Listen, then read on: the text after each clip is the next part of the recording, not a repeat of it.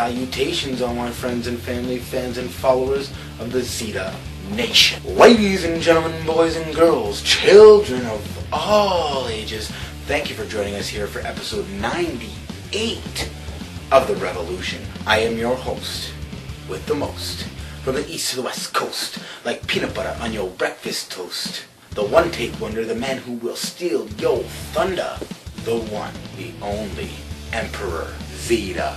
And I am coming to you here, as always, from the Fortress of Solitude in Etobicoke, Ontario, Canada. So, this week we are once again joined on Comic Book Day by David Riches.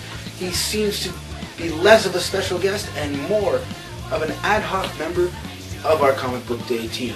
So I'd like to welcome him to the Zita Nation and thank him for always being willing to get into it with Fred. And don't forget, just about 4 weeks to go till WrestleMania. Make sure you have someplace to watch the greatest show of the year. Anyways, that is enough from me. Let's get on with the show. Rock and roll, baby! And here we go.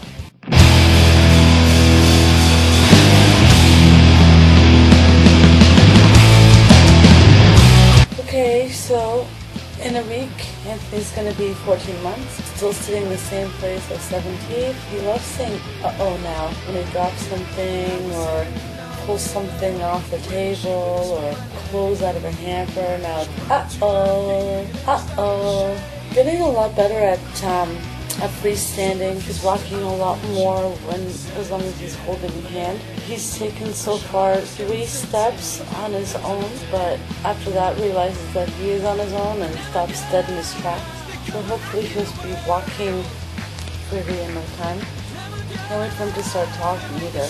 Well, it's March break, so we'll see how this week goes with Catherine being home as well. I'm still working, so he's gonna have her Monday, Wednesday, and Friday all day. We'll see how he copes with that. Works pretty good this week. A little busy, lots of doctor's mail, but I love my co-worker, Dominic. He's awesome to work with. He keeps me sane. We crack jokes, make fun of each other all the time, name calling.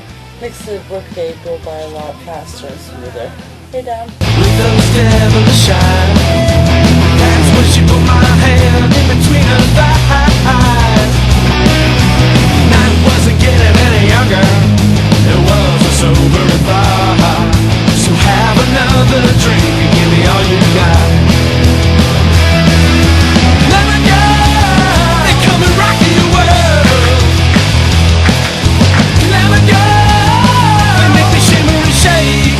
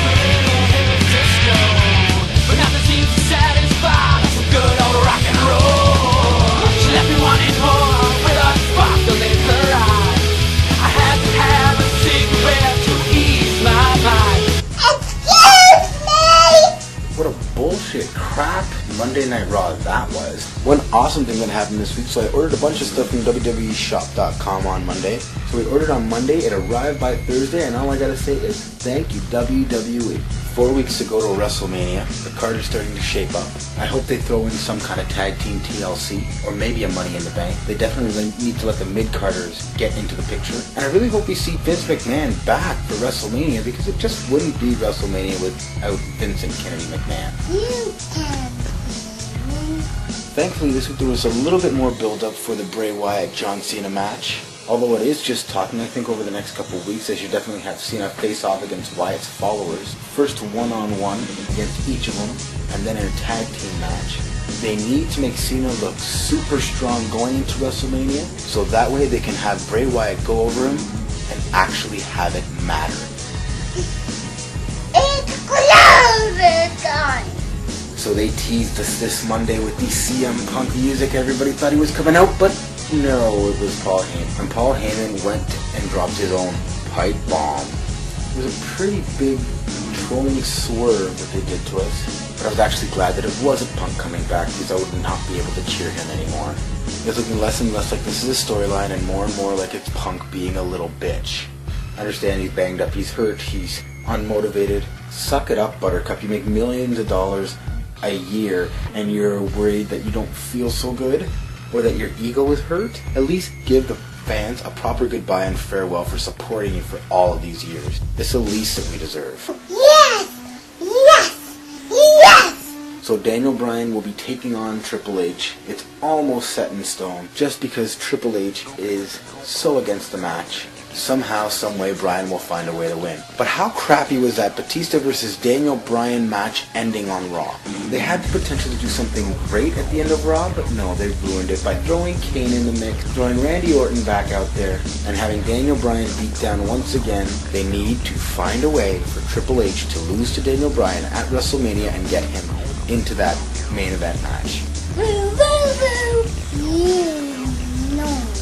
But the best, and I mean the absolute best part of my week this week was not once, but twice being acknowledged by Zack Ryder on Twitter. First was on Sunday during the Academy Awards, where I happened to be the first person to tweet a picture of Bradley Cooper, jokingly saying I didn't know Zack Ryder was the Academy Awards. And boom, Zack Ryder retweeted me. Yeah, baby. Then, if that wasn't enough, I posted pictures on Twitter of Anthony and Catherine wearing the Zack Ryder sick glasses. And he actually replied to my tweet using my Twitter handle right on his account. I am serious, bro!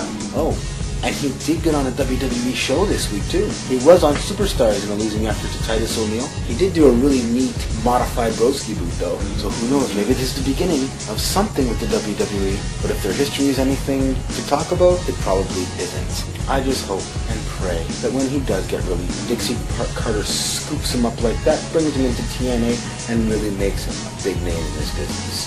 Bye.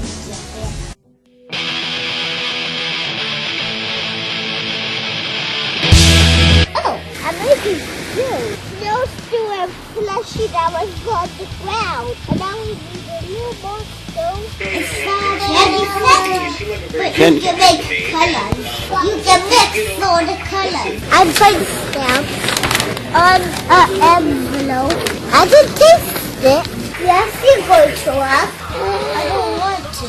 No, they're not singing it yet. Not propeller.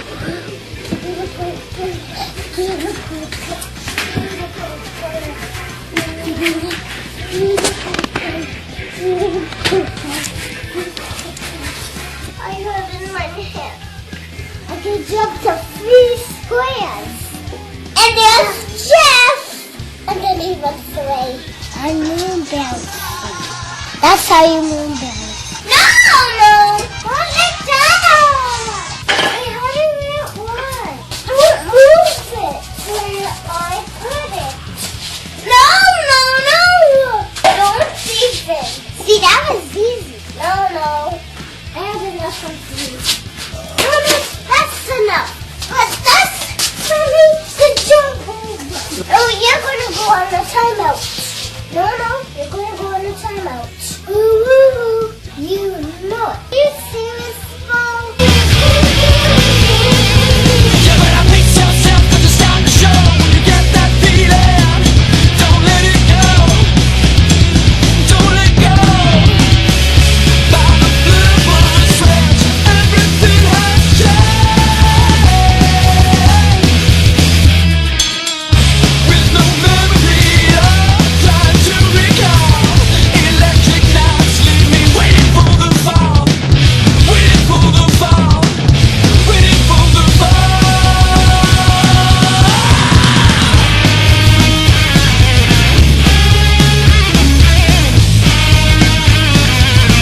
Hello, people. It is Comic Book Day. That's right. It is Comic Book Day, the first one of March, and my little man has just woken up from his little mini nap. We're headed down to Excalibur Comics. That's right. We're going to go see the Prophet and the Expert. Yes, it is March, but there's still snow on the ground. It's the winter that will not end. So, we are headed down there. We're going to talk to the boys, find out what they have to say, see who else shows up this week, and we will see you soon, people. See you soon, people. We're back. So we are back down here at Excalibur Comics. It's not so cold today. It's actually kind of nice. So we're going to head upstairs, see what the boys have to say. Hopefully Fred is there. We know Rob will be. I'm seeing maybe David and Paul will be showing up this week. Well, now, as always, it is time for our weekly ritual of the Steps of Doom. Steps of Doom. This is Excalibur Comics, 3030 Bloor Street West, upstairs above the Kingsway Theater. Here this week, even Chris. We haven't seen Chris in feels like years. I'm here, always. Forever Evil number 6. What we got here is some gorgeous artwork by Dave Finch. You know, Jeff John, he's okay writer. Does a good splash page. But that's it. Dave Finch, nice artwork. I would recommend this book just for the bloody artwork. Go ahead. On the tone of bloody artwork, we have Afterlife with Archie. The zombie apocalypse comes to Riverdale. And look at Archie swing that bloody axe. Can't get better than that, can you? There's another book. Well, I can't get it out. When I get it out, I'll show you what it is. I know what it is. It's this one. It's Warren Ellis's Moon Knight. Take my book. It's my book. Okay, go ahead. Warren Ellis is a master storyteller, and he really does the weirdness well. He covers everything while keeping towards the point. And he's done a new version of Moon Knight here. This time, Moon Knight's walking around in a big, low fluorescent light suit to make him a bigger target on the streets. Warren Ellis's Moon Knight. Go to the store, man. You know, we recommend action. Greg Park is a good writer. Unfortunately, I'm not too crazy about the artwork. At $3.99, you should have a better art than this guy. What's his face? It should be about $1 cheaper for what you're getting in the comic. Yeah, exactly. For the writing alone, I would recommend the Action Comics number 29. He's doing a great storyline in this one. Back to you. My brother Mark is getting this for his birthday. It's Walking Dead. It's volume 20. It's just the start of the all-out war. It is just past issue 110, I believe, in the series. And for people who have not been reading the comic book but just follow the TV series, wow, you're going to get your minds blown. I don't have any comic books on me, so I can't say anything. However, I would recommend... She-Hulk number 2? No, not really. There's 2 books I'm going to mention. One is Iron Man, well written and well drawn. It's a good, nice ongoing series. There we go. We actually have the book here. Joe Bennett, who will be working on the new Dr. Soul, will finish up this storyline. For those who will enjoy this kind of stuff, that's the book for you. Alright, the last bit I think I want to go with the DC comic book. We're coming in the middle of the Green Arrow trilogy. He's got all these different plans showing him how he's got his fighting skills. And it goes through. The neat thing is that it looks like you can take these scenes and translate them in 5 years' time to your next series of Arrows and TV series. So it's got that sort of translatable effect right across the board. One of those things that I barely recommend, but I am going to recommend it. And the one thing I'm going to mention is the story is that David Finch will be taking over Wonder Woman. So at last we'll get someone who knows how to draw good hot-looking chicks in the Wonder Woman comic book. Wonder Woman! So, hey, shut up. Never mind him. He's criminally insane. I would recommend. I've never been convicted. Wonder Woman, David Finch looking. Anyway, who's on first? What's on second? I don't know who's on third. Okay, that's it for today. Ta-da. Alright, let's see. Back to Ukraine again. A National Post had an article. Time is on Moscow's side by Anne Applebaum. She's saying that the way everything happened, the overthrow of the government, is very suspicious. More like a setup, basically. She also says no one yet has explained, for example, why Ukrainian President Yanukovych not only left Kiev after signing the EU brokered treaty last week, but also ordered security guards to abandon all government buildings. Was this an unsuitable invitation for the opposition to ransack the offices so that he can claim he had been chased out by a violent coup? So even she's saying that all these things that happened in Ukraine seem to be planned. He had the backing of the military and the police. Why did he have to run away? He signed a treaty that the protesters like. Why did he, just run away like that and end up in BBC of all places saying he's still president and so forth. It smells like it's all set up. And if you listen to the March 1st of Gary Bell's radio show, View from Space, he would sort of show you the bigger picture of everything, all these revolutions happening. Eventually, it's to consolidate and to follow the Revelation prophecy that there'll be 10 super states. All these revolutions are the hotbeds for the fuse to join all these countries into 10 super states. I guess you will see Canada, US, and Mexico becoming one part of the 10, and you'll probably have a new president. We've all been saying for years it would be Schwarzenegger, but Ukraine, unfortunately, would be used as a sacrifice, and there'll be probably more bloodshed, unfortunately, and that's the way they do things. History repeats itself, just like Egypt and so forth, Syria and so forth, Libya. Well, guess what? It's over. It's done. So ends the 98th episode of The Revolution. That is the Zita Nation. Thank you for joining us here for this week's episode. You can come back next week for a brand new episode right here on YouTube. Go back and check out all of my other episodes right here on YouTube. And subscribe to my channel, one word, Emperor Zita, right here on YouTube. Pick up your Drop Dead Pinups Electric Night CD. Check them out on iTunes. Grab one of their t-shirts. Go see their show on March 20th. And follow them on Twitter for all the news about their brand new album at Drop Dead Pinups. Don't forget to follow me on Twitter at Emperor Zita. Head down to Excalibur Comics for all of your comic book and conspiracy theory related needs. And quote the Raven, nevermore.